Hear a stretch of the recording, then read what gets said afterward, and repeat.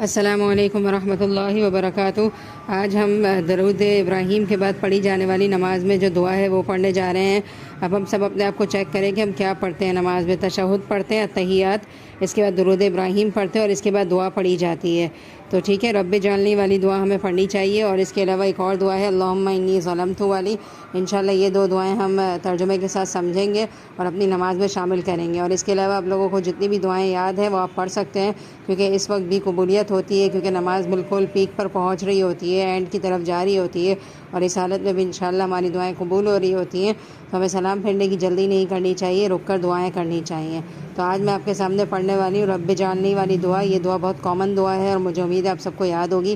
اگر نہیں یاد ہے تو اس کو دیکھ کر یاد کر لیجئے، بہت ایزی ہے اور بہت پیارا اس کا مطلب ہے، اور یہ دعا ہے حضرت ابراہیم علیہ السلام کی۔ تو آئیے ورڈ ٹو ورڈ ترجمہ دیکھ کر اس کی میننگ کو سمجھتے ہیں، اور بہت مکمل اور بہت خوبصورت دعا ہے۔ رب جعلنی، اے میرے رب بنا دیجئے مجھے، مقیم الصلاۃ، قائم کرنے والا نماز کو، ومن ذریتی، اور میری اولاد کو بھی۔ اب ہم کہتے ہیں نا کہ ہم اپنی اولادوں کے لیے دعا کریں کہ اللہ ان کو ہدایت دے دے، ان کو نماز کا پابند بنا دے، تو یہ دعا بہت مکمل اور بہت پیارے الفاظ اس میں ہیں کہ اے میرے رب مجھے بھی نماز کا پابند بنا دے۔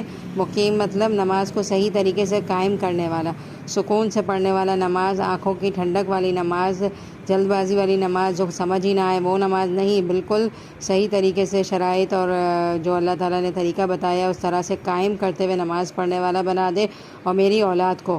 اور ذریت کا لفظ قرآن میں بار بار آتا ہے، اور اس کا مطلب جو ہوتا ہے نا وہ ہماری نسلیں ہیں، صرف ہماری ڈائریکٹ اولاد نہیں جیسے ہمارا بیٹا یا بیٹی، بلکہ ان کی بھی نسل سے جو اولادیں آئیں گی، ہماری نسل سے قیامت تک جتنی بھی اولاد آئے گی وہ سب مراد ہے اس کے اندر۔ اب آپ دیکھیں جب ہم یہ دعا اردو میں مانگنے بیٹھے ہیں تو ہم کیا بولیں گے؟ اے اللہ میری اولاد کو نماز کا پابند بنا دے۔ تو ہم اولاد لفظ یوز کرتے تو اتنا جامع نہیں ہوتا جتنا ذریت کا لفظ اللہ تعالیٰ نے ہمیں سکھایا ہے، بہت جامع لفظ ہے۔ یہ دعا ہم سب کو پتہ ہے کہ سورہ ابراہیم میں آتی ہے، 13 پارے کے اندر، اور حضرت ابراہیم علیہ السلام کی دعاؤں میں شامل ہے یہ دعا۔ تو ذریت کا مطلب دیکھیں کہ اولاد کی بھی اولاد، یعنی کہ نسلیں ہیں۔ اللہ تعالیٰ میری نسلوں کو نماز کا پابند بنا دے۔ اور اب آپ سوچیں کہ آپ دنیا میں رہیں یا نہ رہیں، لیکن آپ نے اتنی جامع دعا مانگی ہے کہ آپ کے مرنے کے بعد بھی اگر آپ کی دعا کی وجہ سے کوئی نماز کا پابند بنتا ہے آپ کی اولاد میں سے، تو انشاءاللہ آپ کے لیے صدقہ جاریہ ہوگا۔ ربنا وتقبل دعا، اور اے میرے رب میری دعا کو قبول فرما دیجئے۔ یہ بھی ہم دعا کے اندر ہی کہہ رہے کہ اللہ میں جو بھی دعا مانگ رہی ہوں آپ کیا کریں، اسے قبول فرمائیے۔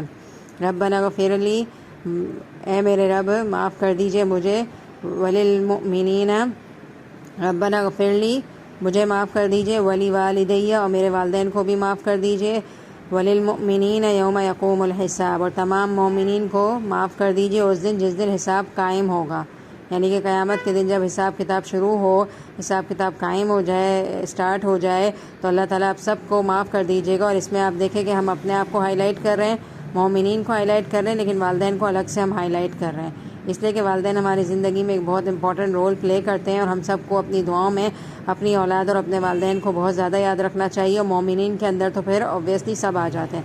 تب آپ دیکھیں کہ دعا کے شروع میں اولاد کا ذکر ہے، دعا کے اینڈ میں والدین کا ذکر ہے، تو یہ دو ہماری دعاؤں کے بہت زیادہ حقدار ہیں، اور ہم دعاؤں کے لیے جب بھی ہاتھ اٹھائیں تو ان لوگوں کو بہت زیادہ یاد رکھیں، کیونکہ ہماری اولاد ہمارے لیے صدقہ جاریہ بنے گی، اور ہم اپنے والدین کے لیے صدقہ جاریہ بنتے ہیں۔